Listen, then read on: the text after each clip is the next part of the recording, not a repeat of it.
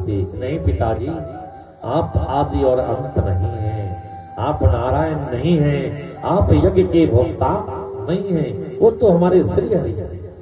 हम सभी उनके कृपाश्रित हैं, उनके दिलाने से हम जी रहे हैं। उनकी जिस दिन नजर टेढ़ी हो जाएगी, मृत्यु तत्क्षण वर्ण कर लेगी। तो असद वासना का प्रतीक कौन है? तो हिरण्यकश्यप है। और मिश्र वासना के प्रतीक कौन है? तो प्रहलाद जी के साथ जो मित्र मंडली थे, वो समस्त मित्र मंडली के लोग मिश्र वासना के प्रतीक हैं।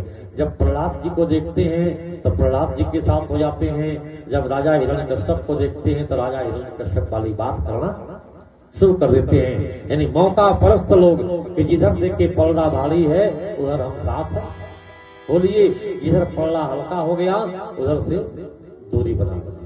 सद और असद के बीच जब द्वंद्व होता है तो असद पराजित हो जाता है और सत्य विजयी होता है। इसलिए सत्य का आश्रय लीजिए, सत्य की शरणागति लीजिए। परमात्मा ही सत्य है और वह प्रथम सत्य नहीं, अंतिम सत्य भी वही है। त्रिसत्यम, वर्तमान सत्य, भूत सत्य और भविष्य सत्य वही है। जब सृष्टि नहीं था उस समय भी नारायण थे, आज सृष्टि है, नारायण है, कल सृष्टि नहीं रहेगी फिर भी वो नारायण रहेंगे। इसलिए परमात्मा का आश्रय लेना अनिवार्य है, क्योंकि परमात्मा सत्य स्वरूप है। उमा कहे हूँ मैं अनुभवे पेना, उमा कहे हूँ मैं अनुभव, उमा कहे हूँ मैं अनुभवे पेना, उमा कहे हूँ मैं अनुभव पेना। सत्य हरि भजन जगत सब सपना, सत्य हरि भजन जगत सब सपना, सत्य हरि भजन जगत सब सपना, सत्य हरि भजन जगत सब सपना। उमा कही हूँ मैं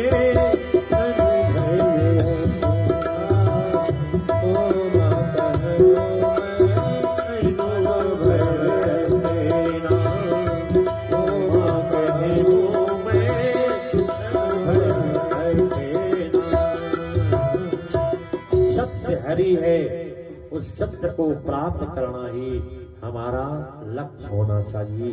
जैसे प्रहलाद जी के जीवन में विषम परिस्थितियां आई, लेकिन लक्ष्य को नहीं छोड़े। मेरे प्यारे, हमारे आपके जीवन में प्रहलाद से कम विषम परिस्थिति है।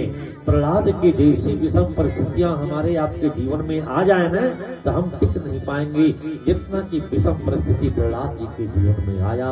लेकिन यदि आप सत्य का आश्रय कील पकड़ के जो है वो स्थिर रहेगा, वो दूसरा नाश कभी नहीं होता है। और परमात्मा क्या है? कील है।